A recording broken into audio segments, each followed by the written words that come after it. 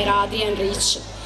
Voglio parlare di questa poeta perché riteniamo che io e le mie compagne di Collettiva Femminista riteniamo che il suo percorso di artista ed esistenziale possa rappresentare simbolicamente le idee e i desideri che animano questa piazza oggi.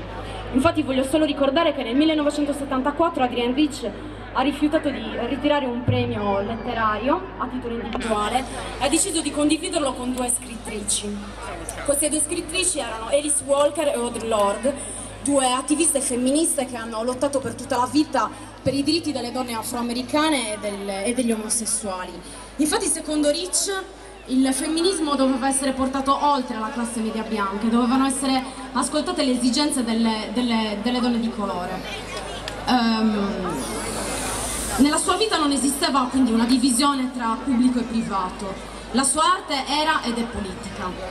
Voglio poi ricordare che nel 1985 è stato pubblicato in Italia un libro di Adrienne dal titolo Eterosessualità obbligatoria ed esistenza lesbica, e parlo di questo libro perché in questo saggio Rich sottolineava l'importanza che le pensatrici lesbiche hanno e dovrebbero avere all'interno dell'elaborazione teorica femminista. Voglio infine concludere leggendovi una poesia d'amore che Adrienne ha scritto. In questa poesia non c'è una dedica esplicita, ma quando l'ho letta ho subito pensato che l'avesse dedicata alla sua compagna, Michelle Cliff, una scrittrice giamaicana. Hanno vissuto insieme per 36 anni, dal 1976 fino alla sua morte. La poesia si intitola La mia bocca così sfiora i tuoi seni. La mia bocca così sfiora i tuoi seni. Nel breve grigio pomeriggio d'inverno, in questo letto siamo delicate e ci tocchiamo con gioia così calda da stupirci. Dure e delicate disegniamo anelli l'una intorno all'altra. La nostra candela diurna brucia con la sua luce particolare. E se la neve comincia a cadere e coprire i rami, e se cade la notte senza essere annunciata, ci sono le delizie dell'inverno.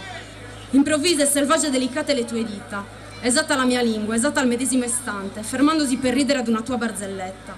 E il mio amore sulla tua scia al cuspide dell'inverno. Grazie.